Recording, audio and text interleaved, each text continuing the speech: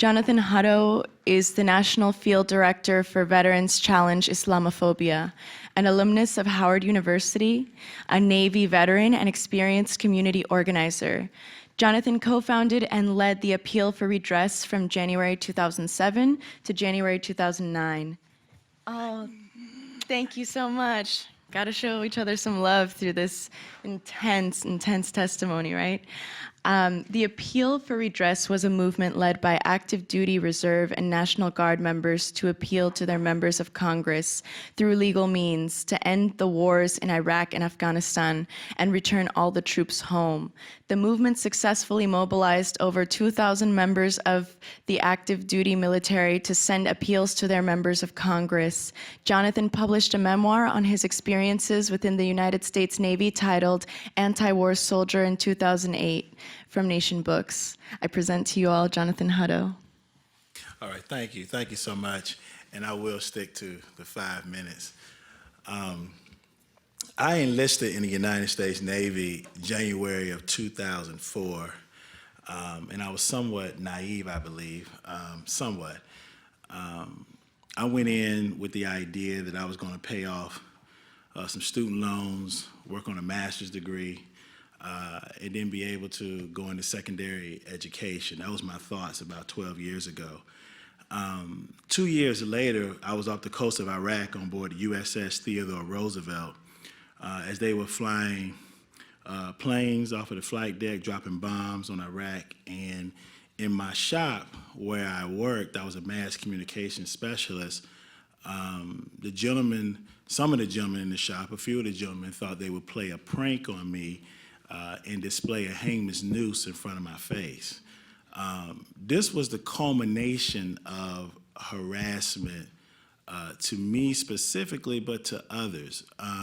In the military, during my experience, there is a dehumanization process that takes place, both internal and external. So the external is, I think, the more popular narrative in terms of the way in which the military has to dehumanize the other in Iraq during this generation. I won't use those racist terms that they use, but you understand what I'm getting at. Well, I will use the term, so for example, a Haji or a generation ago, a Gook or what have you.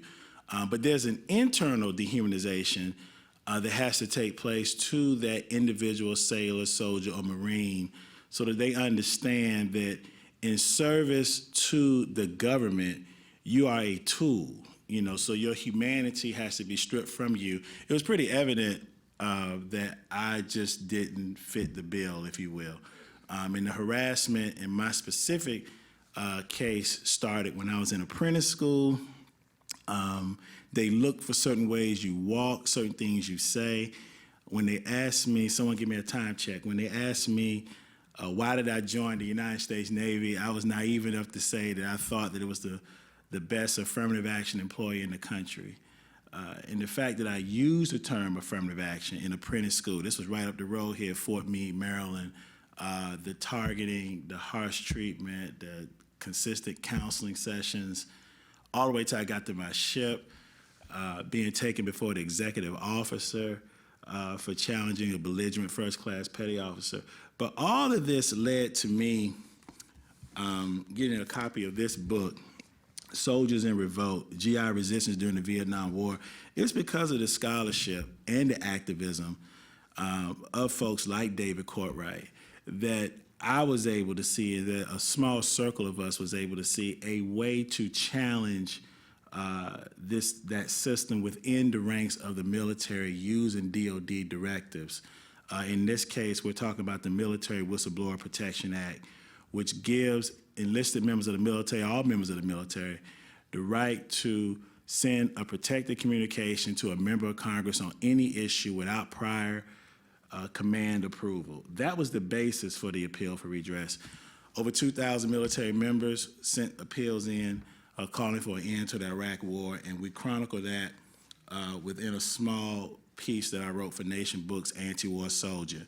So finally, I would end by saying, I think I'm close to 5 minutes, is that as progressives, as leftists, as radicals, as those who seek change in the society, I think that it has to be a re-examination. And looking at David's analysis almost 40 years ago, a little over 40 years ago, it was clear during that generation that there was a small contingent of folks that understood you had to organize within the military.